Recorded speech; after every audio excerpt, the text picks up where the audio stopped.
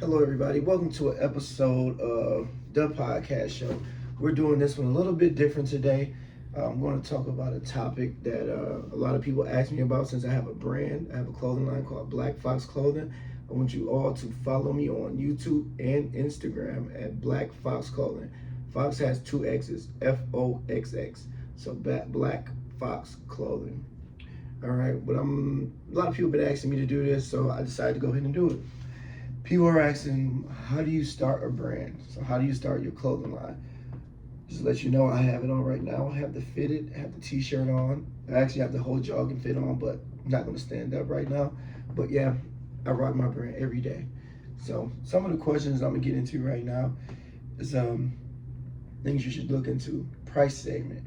So what price range do you want your product to fall under? It can be extremely affordable, middle price, or expensive.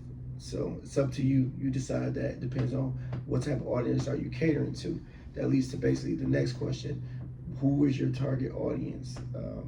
Could it be for children, teenagers, adults, senior citizens? Those are things to think about. Also, I would say you can have a brand that can reach children to adults. You just need to know like what target audience is going to be, and that will really help you come up with creative ideas and designs as well.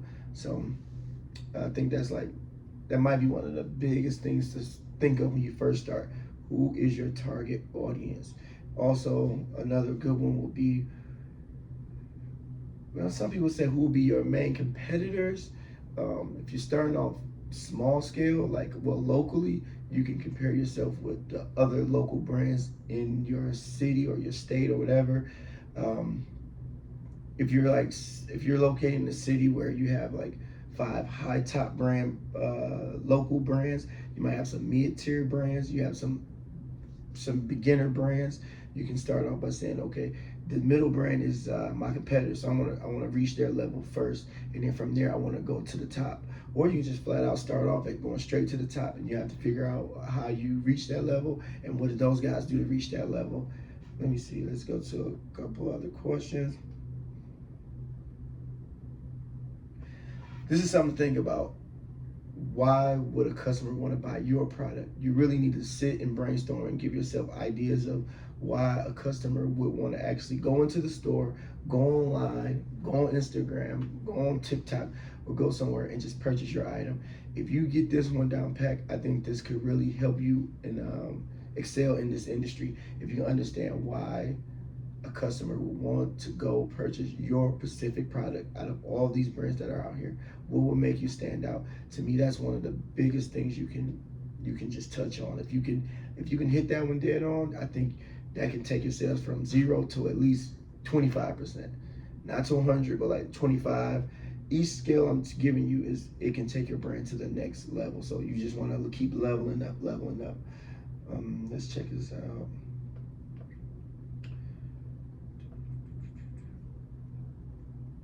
This one is okay. It's a little shaky. They're asking, how much money do you think you're going to make? Or how much do you expect to make, or are you looking to earn?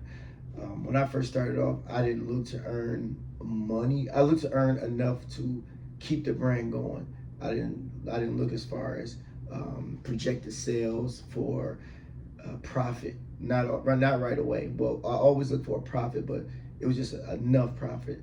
But as I got deeper into the game, then I realized I need to not just make enough to keep producing shirts, hats, and jogging suits and jackets. I wanted to actually scale it to the point where I was producing revenue. Like I wanted to get to the point where I was making 20,000, 30,000, 40,000, but eventually I wanted to get to making 100,000 a year, just like a good income. But also, there's costs that come with everything, so you have to weigh the factor of how much money you spend on inventory, then how much money you spend on advertisement, how much money you spend on giving products away, things like that. So figure out how much money you want to make. This would actually help you in a big way.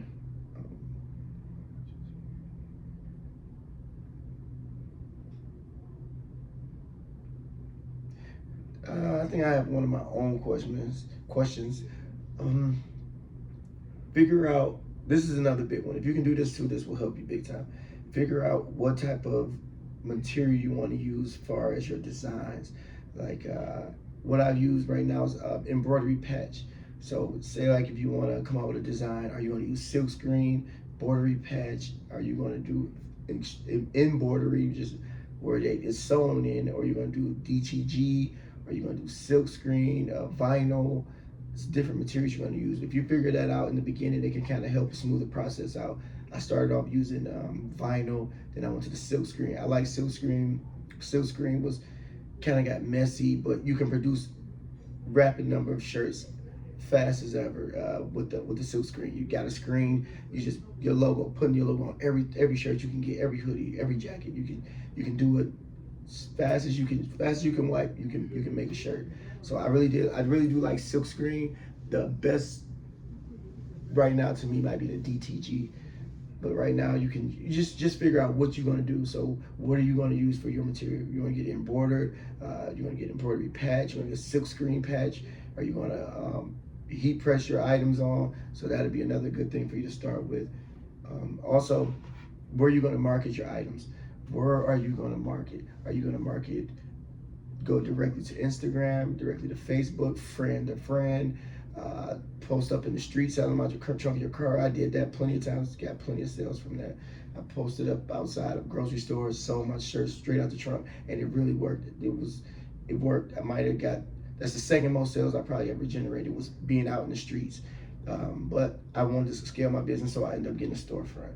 So I ended up getting 2 storefronts. I also had a storefront in Detroit, and I had one in Georgia at the same time.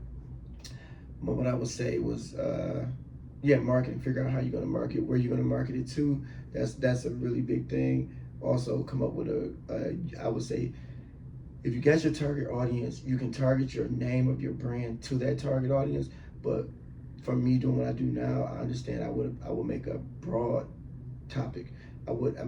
Name brand. My brand would be something that can reach everyone, from China to Europe to France, America. I just want to reach everyone with a one stern, hard name. And because my target audience used to be specifically for a certain era, but now the next brand I create is going to be just in general. It's going to be more like a Nike, a Fubu, a Fila, where it's just for everybody. So that's something I would change if I had to change anything. But branding, marketing, and just figuring out like a universal name, that's a really big one. But also putting aside advertisement funds, marketing, how much you're going to spend on inventory. I would never overspend on inventory, never ever. There's no point. I would do more of produce a certain amount of a item, and then after that, I would basically just produce them as I need them. You know, if I'm only selling 10 shirts a day, I would only make about 15 shirts a day. Then once I scale and I'm selling 50 shirts a week, then every week I'll make about maybe 100 shirts or 75 shirts. 75 shirts just to stay ahead. But never over order on inventory unless you got lots of money and you're going full out and you got a team to help you push all this product. But nowadays you don't need a lot of product on hand because you can make shirts right then and there on the spot. But yes, that's really all I have for today. I'll touch back on this subject another day. But also make sure you guys can follow my Instagram at Black Fox Clothing. Fox has 2 X's. And we're on Instagram and YouTube. We're also on TikTok. So check us